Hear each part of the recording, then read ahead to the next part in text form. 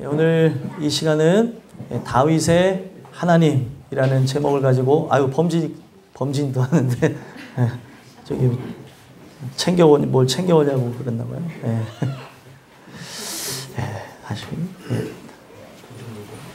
다윗의 하나님이라는 제목을 가지고 하나님 말씀을 증거하도록 하겠습니다. 오늘 저와 여러분이 사무엘 하의 말씀을 읽었는데, 사무엘은 우리가 성경을 볼 때 이 긴 내용이다 보니까 이 내용을 편히 있게 보기 위해서 상하로 나눴다고 했잖아요. 그래서 원래는 그냥 사무엘이라고 이 책의 이름을 정했지만 상하로 편의상 나눴습니다. 그래서 전체적인 내용이 어떤 내용을 가지고 우리에게 전달하고 있냐면, 들으시는 하나님, 하나님께서는 우리의 기도에 응답하시는 하나님이라고 하는 것을 우리에게 가르쳐주고 있다는 것입니다. 그래서 하나님과 깊은 교제 가운데 나가는 사람이 있는가 하면 그러지 못하고, 처음에 어떻게 보면은 청함을 받은 자의 모습으로는 함께하는 모습은 있지만 택함을 받은 자가 아니어서 결국에 이 성경 속에서 버림받은 자로 존재하는 사울 왕이나 그런 사람들의 이야기도 있는가 하면, 여기에서의 핵심적인 이야기는 다윗이라고 하는 왕을 하나님께서 세우시면서 다윗에게 하나님께서는 기도거리도 주시고 또 그의 기도에 응답하시면서 하나님은 저 영원한 천국에 대한 소망을 주시는 이야기를 하고 있다는 겁니다. 그래서 오늘 특별히 이 성경의 사무엘 하의 이 7장의 내용은 다윗이라고 하는 목동이 하나님의 은혜를 통해 이스라엘의 전체 왕이 되어지면서 그 은혜를 그가 감복하며 감사하며 드리는 그 기도의 내용이 오늘 본문의 내용이라는 거예요. 다윗은 어떻게 보면 왕이 되어질 그런 얼굴 상도 갖고 있지 않았고 어떤 힘이나 능력도 없었습니다. 그래서 그의 아버지한테 가서 왕이 될 아들들을 소개하라고 했을 때 그 소개 목록에도 없었던 소년이 바로 다윗이었다는 겁니다. 집에서도 그는 그 왕에 되어질 사람의 그 자리를 이제 마련해서 사무엘이 가서 면접을 볼 때, 소위 말하면 오늘날로 얘기할 때 면접을 볼 때 아버지가 생각했을 때는 쟤는 절대 아니다라고 해가지고 거기에 있지도 못했었던 게 다윗이었다는 거예요. 그런 다윗을 하나님은 이스라엘 전체 왕으로 등극하게 하셨다는 겁니다. 그러면서 그 감격스러운 마음을 가지고 오늘 본문에 다윗이 감사 기도를 드리고 있다는 거예요. 오늘 여러분들의 삶을 보면서 또 한 해를 돌아다 보면서 하나만 생각해 봤으면 좋겠어요. 어떻게 보면 우리가 이 자리에 없을 수도 있을 수 있는데, 오늘 이 자리에 있게 하시면서 하나님의 말씀을 듣게 하시고 또 많은 고통과 고난과 역경이 있었는 줄 압니다. 하지만 하나님이 나를 여기까지 인도하신 것, 그게 얼마나 큰 감사냐는 거예요. 오늘 우리가 이 말씀을 통해서 다윗의 그 하나님의 그 은혜, 그 다윗이 그 하나님과 함께 동행하면서 그 마주했던 그런 엄청난 은혜들을 여러분들과 제가 함께 돌아다 보면서 나에게 어떤 은혜를 주셨는가, 하나님이 나를 어떻게 이끌고 가고 있는가 함께 살펴보시면서 감사를 올려드리는 여러분들과 제가 되기를 간절히 소망합니다. 그래서 오늘 이 본문의 말씀을 통해서 여러분들에게 두 가지 말씀을 드리고자 하는데, 첫 번째로 이 다윗의 하나님을 통해서 우리에게 가르쳐 주시는 게 무엇이냐면, 내가 누구이기에 이런 은혜를 주셨는가 라는 말씀을 주시는 거예요. 내가 누구이기에. 여러분들 그런 생각 해봤어요? 내가 누구이기에 이런 은혜를 받는가. 은혜를 받은 사람은 그거를 체험할 수 있습니다. 지금 인구가 많이 늘어나서 72억 정도 된다 그러죠? 점점 더 늘어날 거라고 하는데, 그 늘어나는 인구 속에서 하나님이 나를 택하셨다는 것, 이걸 어떻게 표현하겠냐는 거예요. 세상에 그 많은 나라들을 바라보면서, 혹은 또 제가 여행을 갔다가 불교의 나라 이런 데도 가보면서 느끼는 게 있어요. 진짜 여기에 있는 백성들이 너무나 안타깝다는 거예요. 그리스도에 대해서 생전 들어보지 못한 사람도 있기도 하는 것뿐만 아니라 들었으나 어떤 표현으로 다가가겠습니까? 그냥 이방신. 그냥 그렇게 치부하는 그 사람들. 민족성과 함께 그들이 살아가는 그 배경 아래 예수가 누군지에 대한 관심도 없이 살아가는 그들의 환경을 보면서 정말 가슴이 아팠던 그런 기억이 납니다.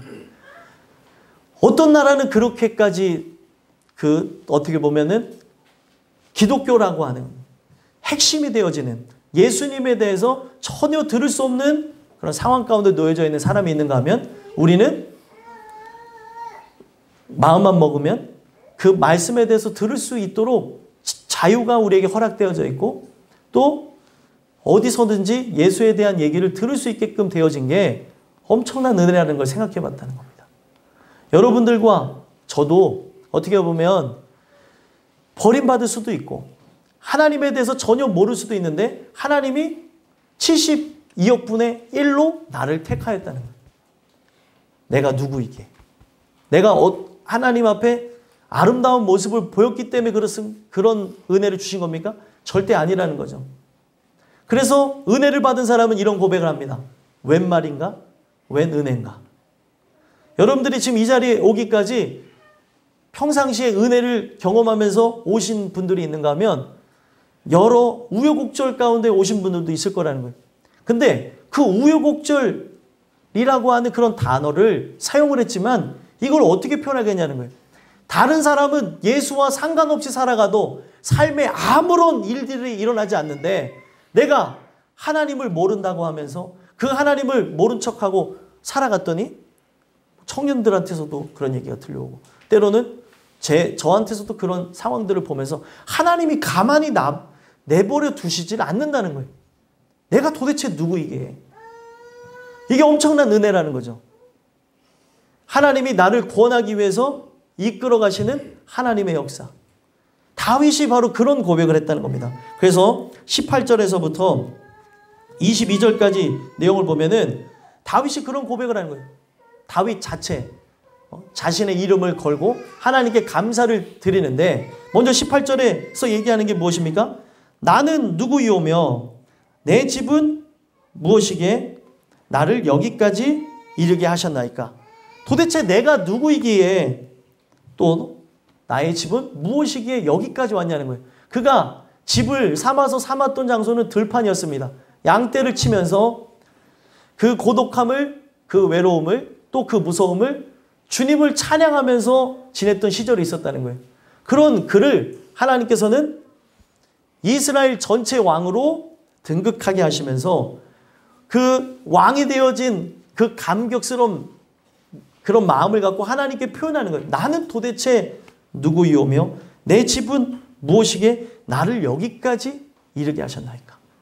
나를 어떻게 여기까지 오게 하셨냐는 거예요. 여러분들이 그런 생각을 해보셨는지 모르겠는데 도대체 내가 누구이기에 오늘 예수라고 하는 분의 이야기를 듣게 되어졌냐는 거죠. 아직 내가 예수에 대해서 모를 수도 있어요. 부모가 어떤 아이들은 목회자 있는 경우도 있습니다. 제가 아이들하고 오늘 말씀을 함께 나눠봤는데 아이들이 그러는 거예요. 어떤 이제 3명의 아이들이 있어요. 우리 부목사님의 아이들. 3명의 아이들인데 부목사님의 아이지만 어떤 얘기를 하냐면 하나님이 있는지 없는지 모르겠다는 거예요. 2명의 아이는 있다고는 얘기해요. 만났냐? 그랬더니 그거에 대해서는 아직 확신을 할 수가 없는 거예요. 그래서 설명을 해줬어요. 만나는 게 뭔지. 우리가 진짜 만났다고 한다면 제가 그래서 제 얘기를 했어요. 얘네들한테 너희들한테 내가 누구냐 했더니 큰아빠래요. 큰아빠는 진짜 있냐 했더니 있대요. 어떻게 하냐 했더니 만났잖아요. 애들이 하는 얘기 만났잖아요. 만났으니까 있다는 거에 대해서 확신을 한다는 거예요. 우리가 살아가면서 존재 인식을 하는 사람들이 있습니다. 살아가면서 많은 고통과 환난, 자기에게 일어나는 알 수 없는 일들을 통해서 하나님이 계시다라고 표현하는 사람들은 많아요. 근데 그런 사람일지라도 하나님을 진짜 만나지 않으면 어떻게 돼요? 때로는 있다는 것을 확신할 때도 있지만 없는 것 같기도 하다는 거예요. 그게 왜 그렇습니까? 만나지 않았기 때문에 그런 거예요. 만나면 확실하게 얘기할 수 있습니다. 그런데 이 다윗은 하나님을 진짜 만난 사람이다 보니까 도대체 내가 어떤 존재이기에 여기까지 나를 인도했냐는 거예요. 자, 여러분들 이 고백을 왜 한 것 같습니까? 나를 여기까지 오게 할 자격이 있다는 거예요? 없다는 거예요? 없다는 거예요. 난 자격이 없는데 나를 어떻게 여기까지 오게 했냐는 거죠. 여러분들과 제가 이 주시는 말씀을 통해서 여러분들이 지금 이 안으로 들어오게 되었는데 또 여러분들이 살고 계시는 집이 있는데 그 집은 영원한 집은 아닙니다. 우리가 들어가야 될 집은 어디예요? 하나님의 집. 하나님이 계신 천국이에요. 그래서 여러분들과 제가 지금 이 다윗의 고백에는 여러 많은 내용들이 담겨져 있는 거거든요. 지금 나는 누구며 내 집은 무엇이 여기까지 나를 인도하셨나이까 하면서 이 내용의 끝을 보게 되면 자기가 주님의 그 영원한 집에 거하게 해달라는 걸 봐요. 자기가 지금 이 왕궁에 거하고 있다는 것도 최종적인 건 아닌 거죠. 여러분들이 어떤 집에 사신다 할지라도 그건 최종적인 집이 아니에요. 내가 거해야 될 최종적인 집은 어디예요? 영원한 천국이라는 사실입니다. 그 천국에 들어가기 전에 항상 하나님이 여러분들을 인도하시면서 이끌어 가시는 그런 은혜에 대해서 늘 들으셨으면 좋겠어요. 자, 19절 한번 읽어볼까요? 읽어보겠습니다. 시작. 주 여호와여, 주께서 이것을 오히려 적게 여기시고 또 종의 집에 있을 먼 장래의 일까지도 말씀하셨나이다.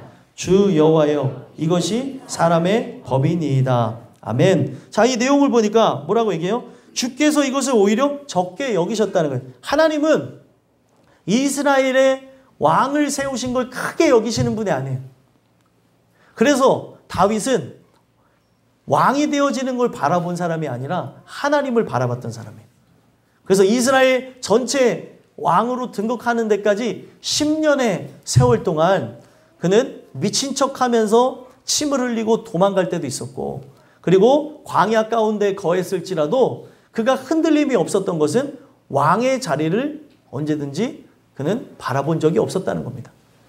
그리고 자신의 아들이 자기의 어떻게 보면은 왕위의 그 친탈을 하겠다고 왕권을 도전하면서 아버지의 왕관을 가져오겠다고 하며 그 아들이 나서서 반역을 저질렀을 때에도 왕권을 상징하는 또 하나의 것이 뭐냐면 언약궤입니다. 그 언약궤를 두고 나가는 모습이 바로 다윗이었다는 거예요. 저 언약궤를 하나님이 다시 보시게 하면 볼 것이다. 다윗은 한 번도 왕이 되는 것을 생각해 본 적이 없었다는 겁니다. 반면에 사울은 왕만 생각하다가 그 왕의 자리에서 쫓겨날 생각에 사람의 눈치를 보다가 버림을 받았다는 거예요. 여러분들이 어떤 지위에 올라가시던 또 내가 어떤 명예를 얻건 세상이 볼 때 내가 어떤 사람이 되어지건 여러분들이 바라봐야 되는 것은 하나님 한 분인 것을 기억하셨으면 좋겠습니다. 그러면 하나님 한 분만 바라보는 사람이면 내가 어떤 자리에 올라가도 그 자리에서 내려오거나 그 자리로 인해서 받는 고통은 없을 거라는 거예요. 근데 사람들은 자리에 대한 욕심을 갖고 명예와 권력과 권세, 돈을 따라서 나가기 때문에 그 자리에서 내려오는 것들도 있고, 그리고 그걸로 인해서 모든 것을 잃어버리는 경우도 생긴다는 거예요. 다윗은 또 하나님만을 바라봤기 때문에 이런 고백을 한 겁니다. 주께서 이것을 오히려 적게 여기시고 또 종의 집에 있을 먼 장래의 일까지도 말씀하셨나이다. 여호와여, 이것이 사람의 법이니이다. 여기 보면은 종의 집에 있을 먼 장래의 일까지도 말씀하셨다고 하는데 이게 어떤 것을 의미하는 거냐면 다윗의 위를 갖고 오시는 예수의 일까지 하나님께서 말씀하셨다는 거예요. 그러니까 다윗이 인류 역사의 핵심이 되어지는 예수님에 대해서 들었을 때 어떤 마음을 가졌겠냐는 거예요. 어떤 마음을 가졌겠습니까? 그래서 성경은 일부러 합을 맞춰요. 다윗이 등장하게 되어진 장소도 베들레헴.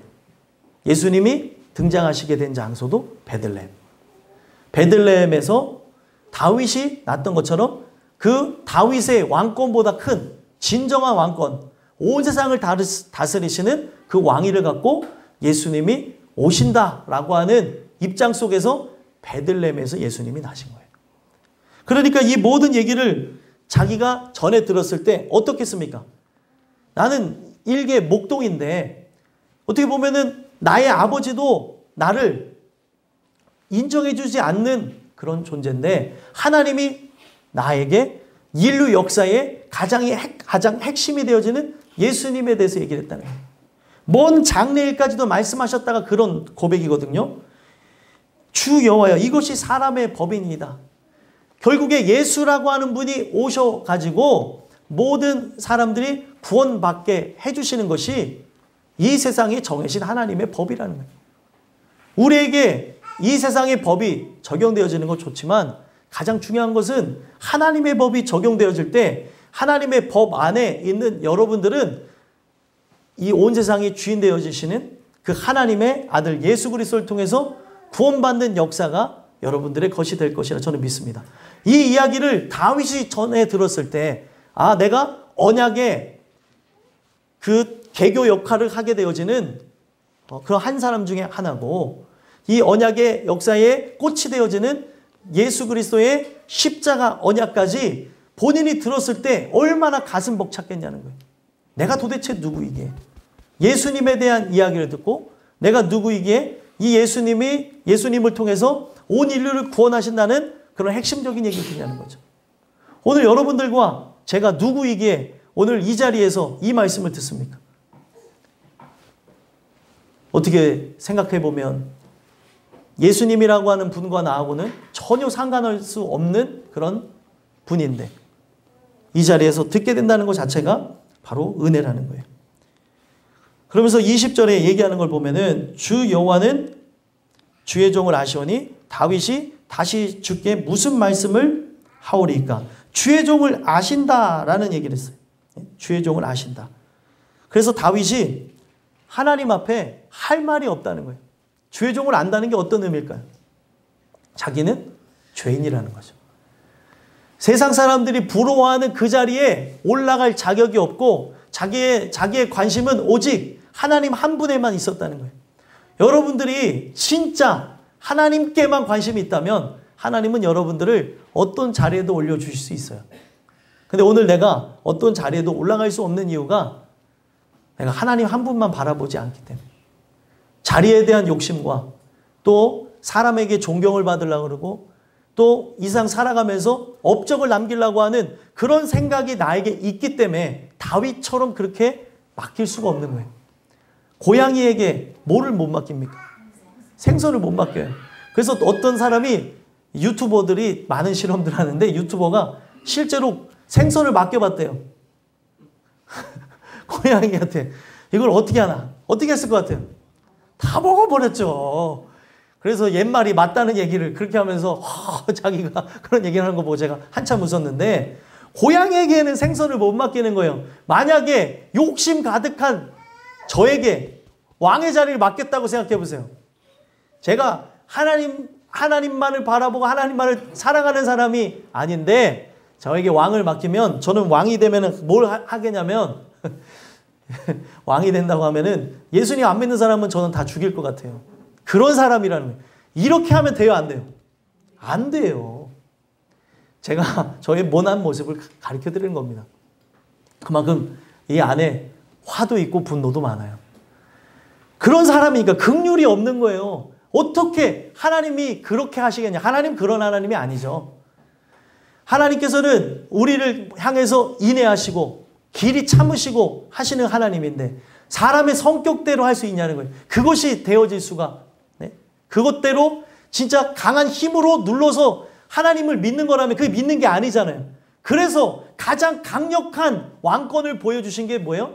하나님의 아들 예수가 왕권을 확립하신 게 뭐냐면 자신의 죽으심으로 왕권을 확립했다는 거예요. 세상에 어떤 왕도 이렇게 자신의 죽음을 통해서 왕권을 확립한 존재가 없다는 거예요.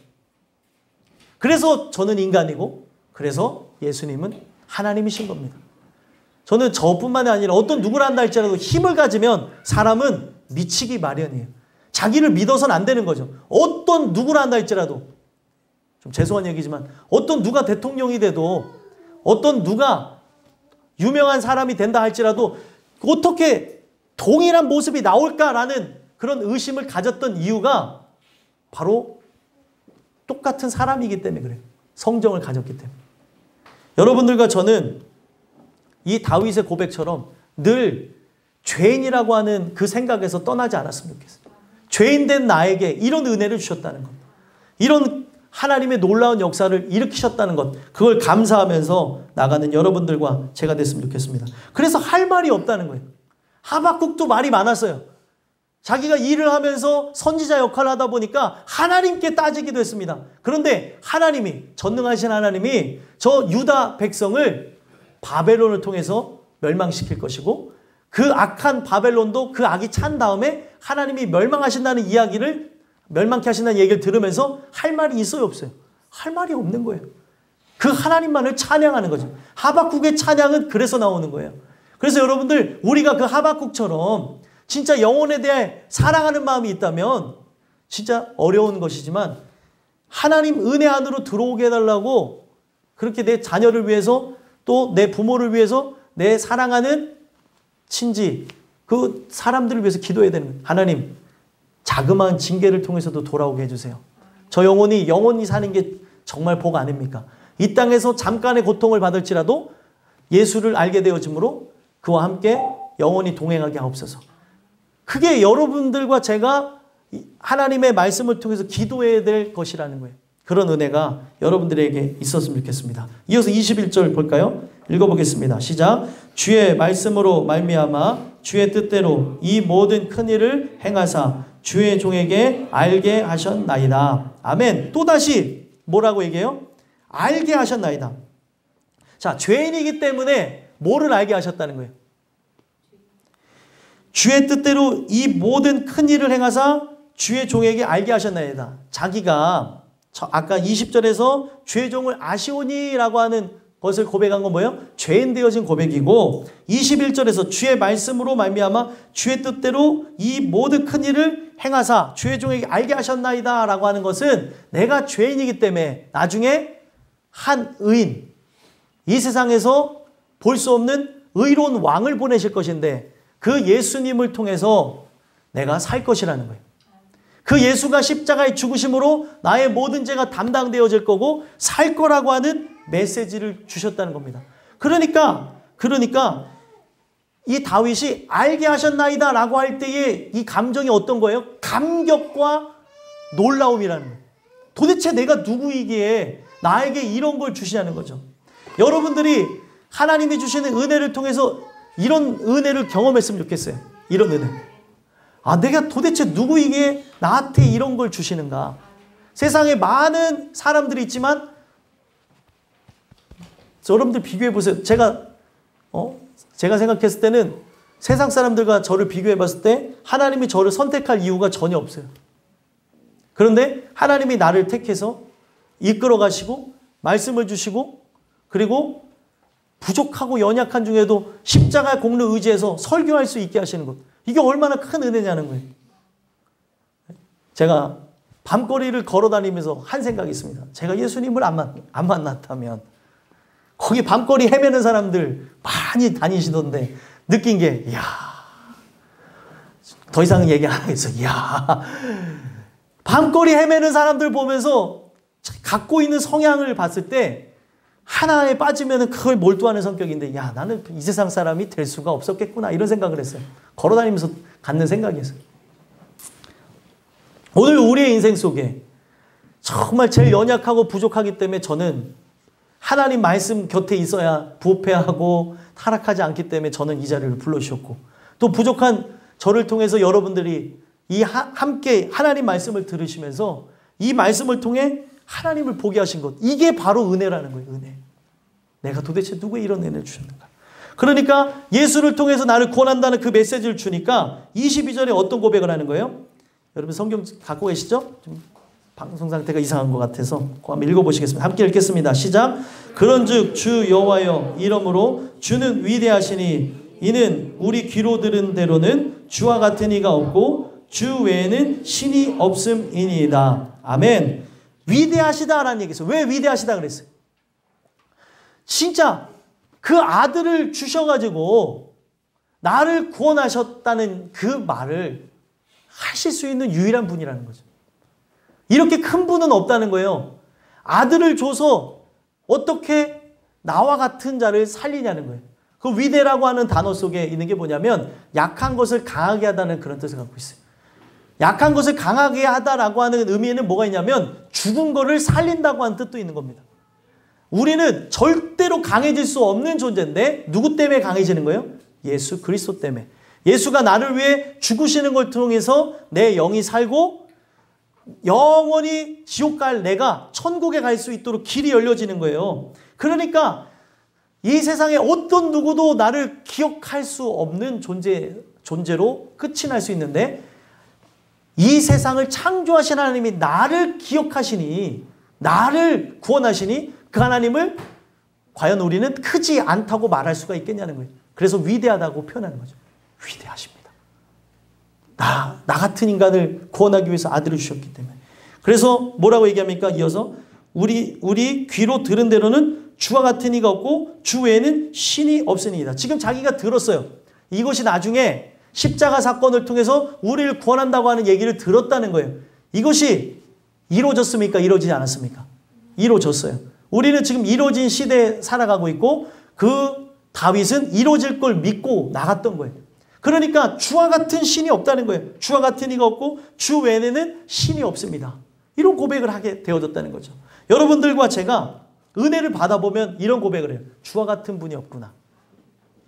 여러분들 십자가에 달린 분은 누구예요? 다 아시죠? 예수님이시죠? 근데 부모로서 한 번만 생각해 보세요. 아들을 십자가에 단다는 의미가 어떤 의미입니까? 내가 죽는 의미예요. 그래서 성경에서 우리가 진짜 깨달아야 되는 의미는 하나님의 아들이 죽은 거 사실이지만 그 아들이 죽을 때 하나님 자신도 죽은 거와 같다는 거예요. 하나님의 마음은 오죽하겠냐는 그거를 왜 보여주셨냐는 거예요. 이게 바로 사랑이라는 거죠. 사랑. 이 세상에서 어떤 누구도 흉내낼 수 없는 사람. 그렇다고 하나님이 예수님을 미워해서 싫어해서 그랬냐? 누구보다도 사랑하는 어떤 아들이에요? 독생하신 유일한 아들이라는 거예요. 이걸 누가 할 수 있습니까? 할 수 있어요, 여러분들? 자녀가 셋인 분들은 할 수 있습니까? 절대 할 수가 없어요. 눈에 넣어도 안 아픈 자식이 없어요. 오늘 우리가 이 내용을 통해서 하나님의 그 위대한 사랑에 대한 얘기를 듣고 내가 도대체 누구에게 이런 역사를 진행하시냐는 거죠. 여러분들이 한 해에 이런 은혜를 받고 살았습니다. 그 하나님이 나를 보호하셨기 때문에 이렇게 살 수 있는 거예요. 불평과 불만 속에 나는 골백 번 죽어도 할 말이 없는데 나를 보호하셨기 때문에 여기 있는 거라니까요. 하나님이 이스라엘의 역사 가운데 뭘 보여줬냐면 계속 불평, 불만, 원망하니까 하나님이 그들에게 너 계속 불평해? 그래 알겠어. 그래서 하나님 보호를 풀어버리니까 바로 불뱀에 물렸다는 거예요. 그래서 신명기서에 나오는 게 여기가 바로 불뱀과 정갈의 서식처라고 얘기합니다. 그거를 몰랐던 거예요. 왜요? 몇십 년 동안 살면서 벌레 하나에도 물려본 적이 없으니까 하나님이 그렇게 은혜를 준 거예요. 의복이 헤어지지도 않아요. 얼마나 시원한 바람과 그리고 적절한 기후를 그들에게 주셨으면 땀에 의해서 옷이 삭죠. 땀에 의해서 옷이 삭고 그리고 그 소금기 때문에 땀을 안 흘린 것 같더라도 옷은요 헤어질 수밖에 없어요. 그런데 40년 동안 의복이 헤어지지 않았다면 하나님이 그들을 어떻게 보호하셨냐는 거예요. 그래서 성경은 어떻게 표현합니까? 내가 너를 업어서 너를 데리고 갔다 이렇게 얘기한다. 하나님 그만큼 우리를 사랑한다는 걸 그렇게 표현해 주는데 지금 나를 그렇게 엄청나게 보호해서 살고 있는데 그냥 여러분들 우리가 길거리 가다가도 차 사고가 날 수도 있어요. 차 사고가 나서 다치는 거는 상관이 없는데 하나님의 부름을 받을 수도 있는데 차 사고가 나지도 않고 또 많은 고통과 괴로움 또 질병 중에도 이 자리에 나오게 된 게 얼마나 큰 은혜냐는 거예요. 여러분들이 그 하나님을 늘 찬양하며 도대체 내가 누구에게 이런 은혜를 주셨는가 그 하나님께 감사하며 늘 그분의 영광을 돌린 여러분들과 제가 되게 간절히 소망합니다. 마지막 두 번째로 다윗의 하나님을 통해 어떤 은혜를 주냐면 우리가 누구에게 은혜를 주시는가에 대해서 한번 살펴보자. 아까는 내가 누구이기에 내가 누구에게 이런 은혜를 주셨는가 봤다면 우리가 누구에게 이런 은혜를 주셨냐는 거죠. 그래서 23절에서부터 29절까지 내용을 보면은 아까는 다윗 자신의 받은 은혜를 얘기했다면 지금 여기서 보면 정확하게 나누면 23절, 24절에 바로 이스라엘이 받은 은혜에 대해서 감사합니다. 그리고 25절에서부터 29절까지 내용을 보면 이 은혜가 진짜 이루어질 수 있도록 간구하며 마치는 내용이라는 거예요. 오늘 우리는 하나님을 믿고 나가는 존재잖아요. 하나님을 믿고 의지하며 나가는 존재로서 우리가 누구냐는 거예요. 나 한 사람이 신앙생활하며 나갈 수도 있는데 땅끝 교회라는 그 이름 하에 여러분들 함께 신앙생활할 수 있도록 이렇게 불러주신 것.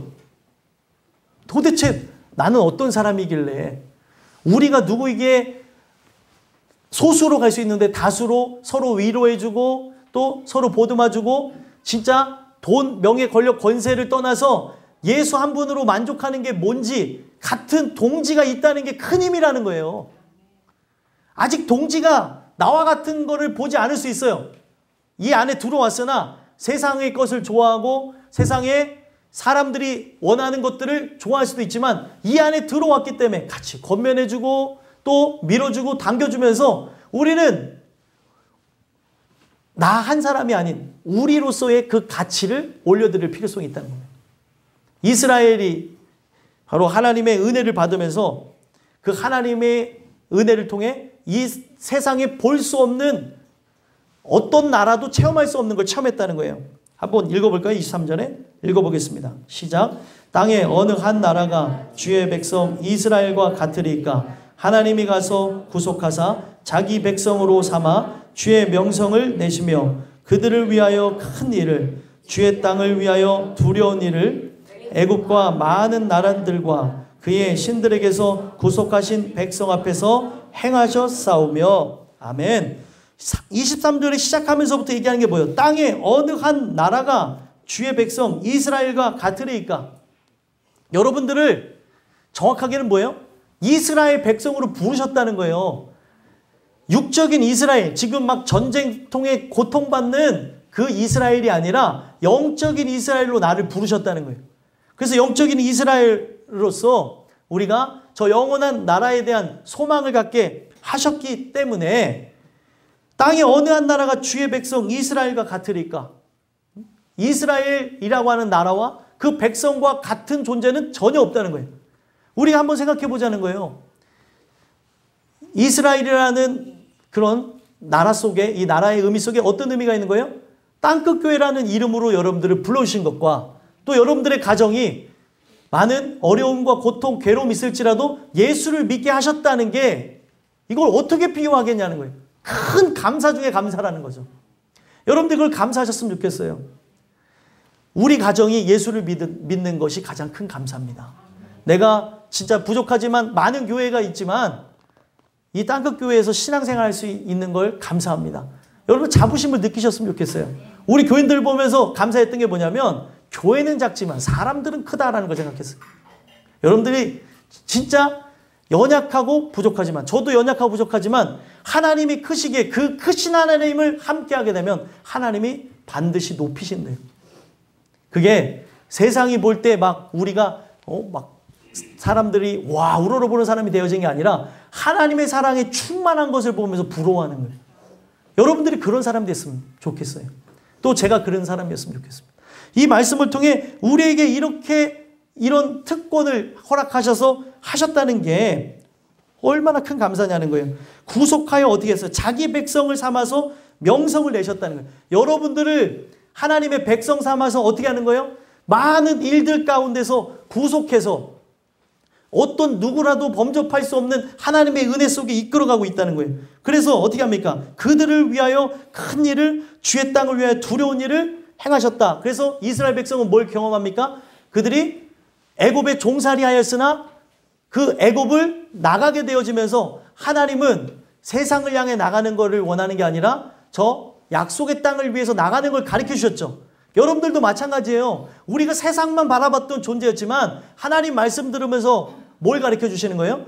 이제 약속의 땅을 바라보는 것이 중요한 걸 가르쳐 줬다는 거예요.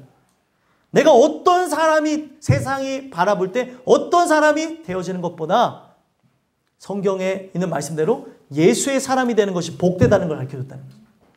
그걸 여러분들의 남편과 아내와 그리고 부모와 또 자녀와 사랑하는 이들에게 나눠야 되는 거라는 거죠. 세상은 무조건 1등을 위해서 나가는 거예요. 성경은 1등만을 위해서 나가는 건 아니라고 가르쳐주고 있어요. 세상은 1등만 기억하는 세상이라고 그렇게 얘기하잖아요. 근데 성경은 1등은 중요하지 않아요. 하나님의 사람인 게 중요한 겁니다. 그래서 하나님의 백성들, 하나님의 선지자들, 부름받은 사람들 보면은 이 세상이 봤을 때 흠 많고 그리고 이 세상이 볼 때 존경할 수 없는 사람들이 선지자가 되고 제자가 되고 했었다는 거예요. 이거는 어떤 걸 얘기하는 겁니까? 어떤 누구라 한다 할지라도 하나님의 은혜를 통해서 하나님의 백성이 될 수 있다는 것을 우리에게 표본적으로 가르쳐줬다는 거예요. 그래서 그들을 하나님이 그렇게 엄청난 사건, 출애굽하게 하시면서 또 뭘 보여줍니까? 유월절 사건을 통해서 그들의 장자를 살리시는 걸 보여줬고, 이거는 어떤 걸 의미하는 거예요? 예수를 통해 죽을 나를 살리시겠다는 것이고, 예수가 어떻게 하시겠다는 겁니까? 진정한 출애굽을 하시겠다는 걸 보여주겠다는 거예요. 진정한 출애굽. 그래서 진정한 출애굽에 대한 그 예표가 뭐였냐면 홍해바다가 갈라지는 사건이었다는 거예요. 홍해바다가 갈라지는 그 사건을 통해서 뭐라고 얘기하는 거냐면 사실 그 바다를 못 건너가는 거예요. 근데 하나님의 권능으로 건너가죠. 결국에 하나님의 권능을 통해 그 예수가 십자가에 달려 죽으시는 것, 이게 바로 하나님이 보여주시는 힘이라는 거예요. 죽는 게 힘이라는 거예요.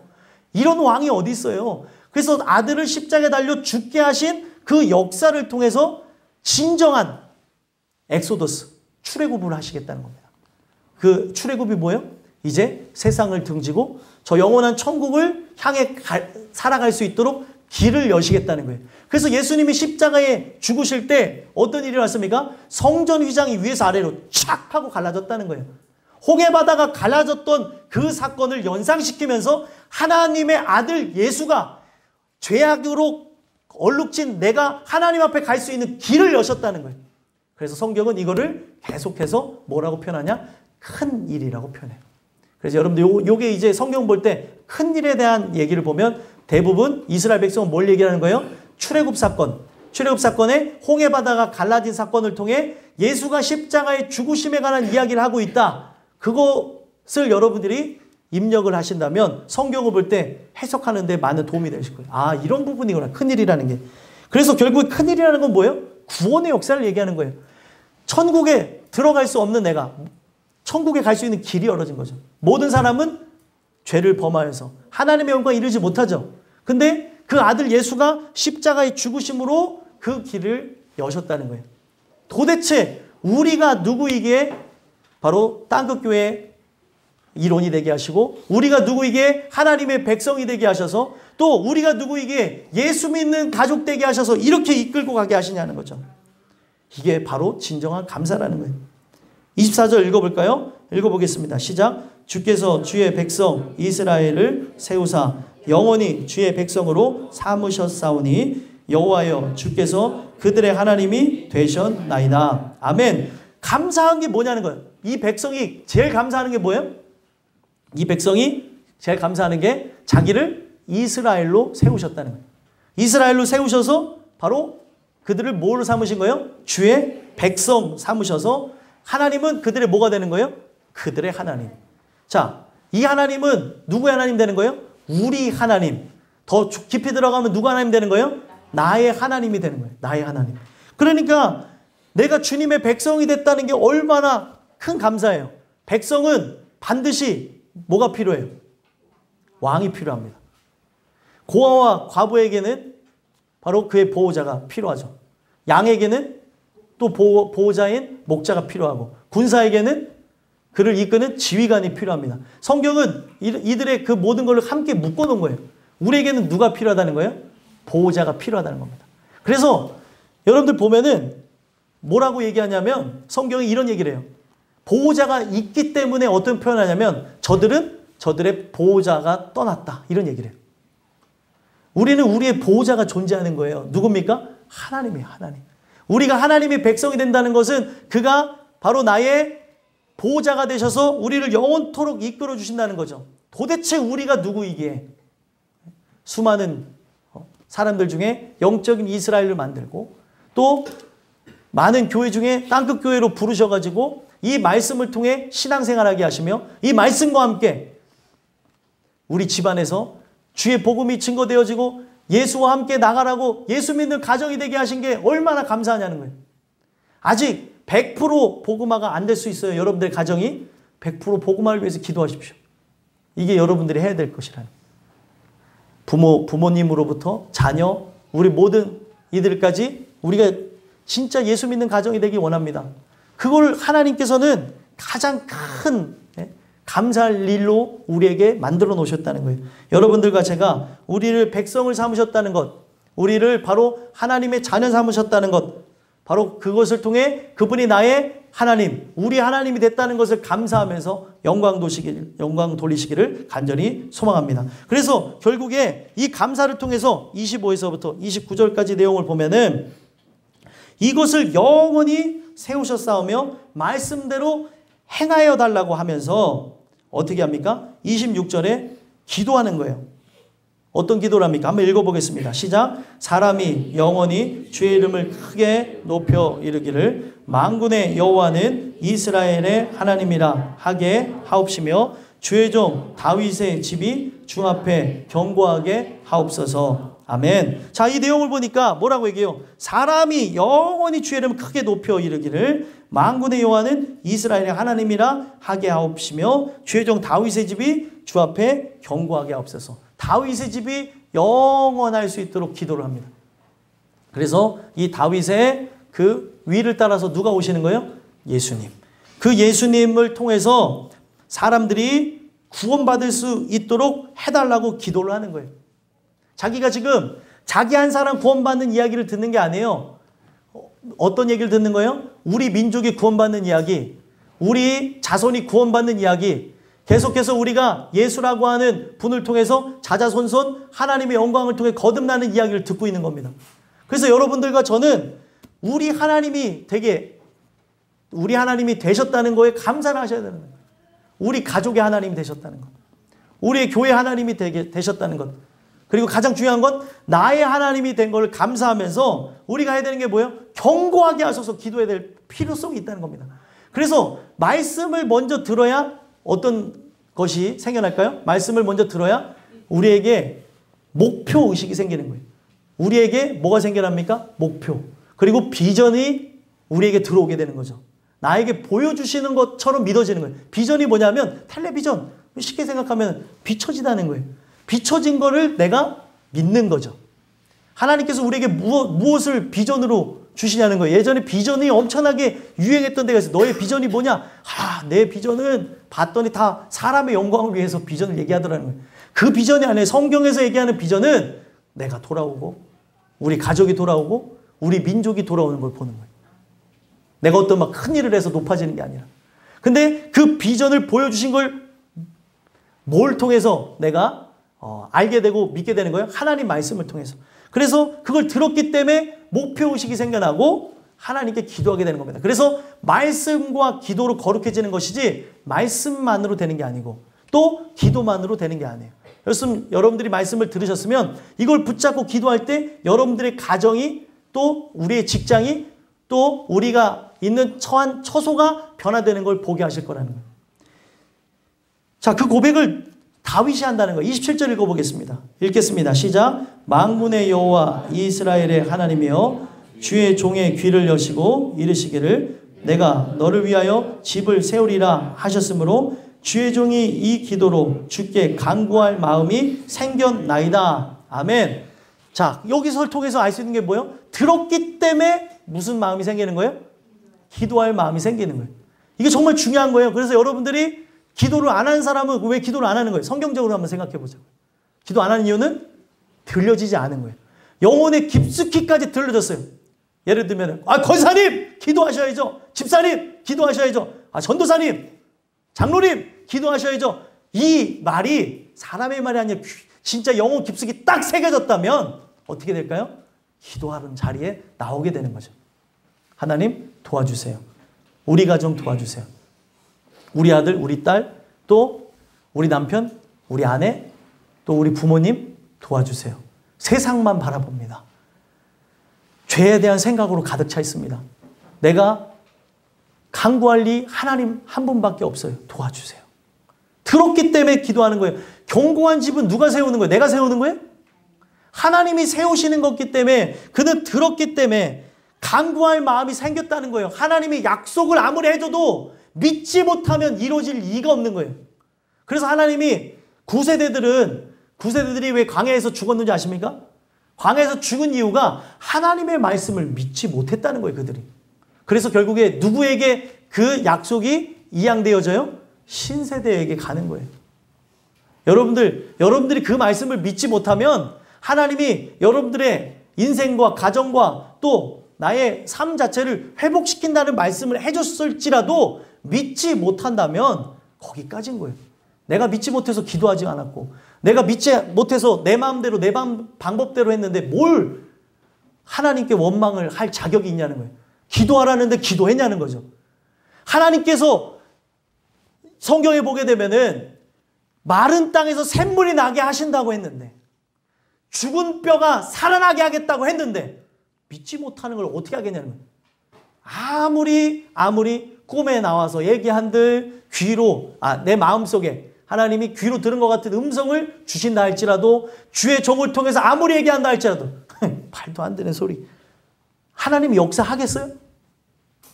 우리가 믿음 없음 자체만으로도 붙잡고 기도해야 되는데, 하나님 자체를 믿지를 않는데 하나님이 역사하시겠냐는 거예요.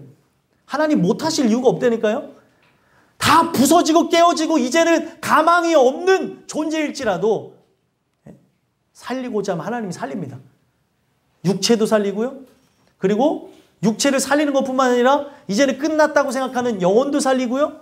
그리고 가정도 살리고요. 그리고 나의 인생의 그 비전도 없이 살았던 난데 비전도 하나님이 세우시면서 하나님의 뜻과 영광을 위해서 살리실 수 있다는 거예요. 중요한 건 뭡니까? 말씀을 안 듣는 게 문제고, 말씀을 들어도 믿지 못하고 그것을 듣고 기도하지 않는 게 문제가 되는 거예요. 우리 하나님이 되셨어요. 우리 하나님 되셨으면 이제 누구에게 기도해야 돼요? 하나님께. 나의 보호자 되신 하나님께 기도해야 되는 거 아니에요? 여러분들의 보호자는 누구예요? 남편도 아니고 아내도 아니에요. 내 부모님도 아니에요. 내 자녀가 보호자가 될 수 없어요. 보호자처럼 내가 생각할 때 어떤 일이 생겨나는지 아십니까? 집착하며 싸우며 분쟁이 일어나더라는 거예요. 부모가 자식에게 집착할 때, 자식이 부모에게 집착할 때 집안에 분열이 일어납니다. 우리가 바라봐야 되는 대상은 누구예요? 하나님 한 분이에요. 여러분들 오늘 이 주시는 말씀을 통해서 한 번만 생각해 봤으면 좋겠어요.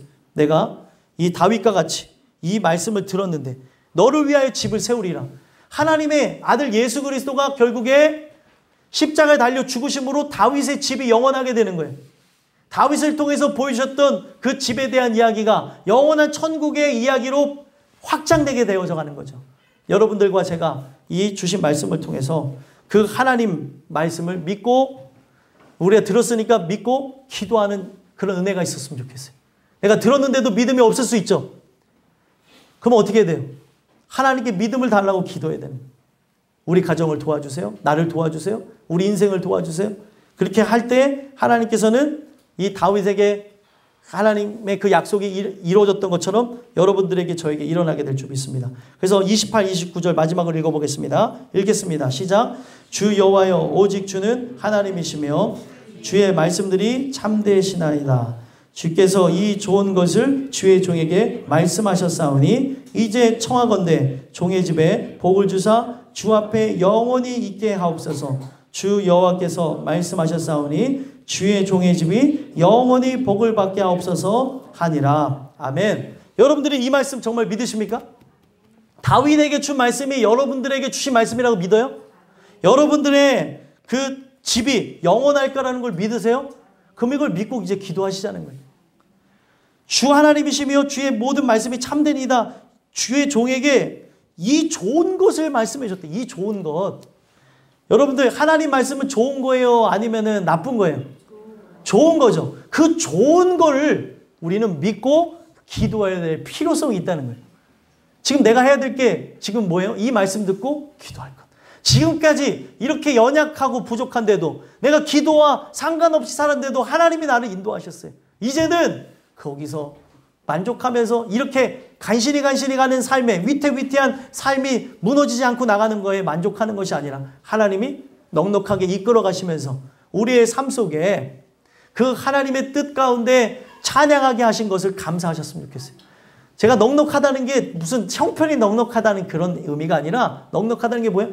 넘어질까 안 넘어질까 노심초사하면서 가는 것이 아니라 은혜 속에 기쁨으로 나갈 수 있지 않냐는 거예요. 우리 그 일을 위해서 부르심을 받았다니까요.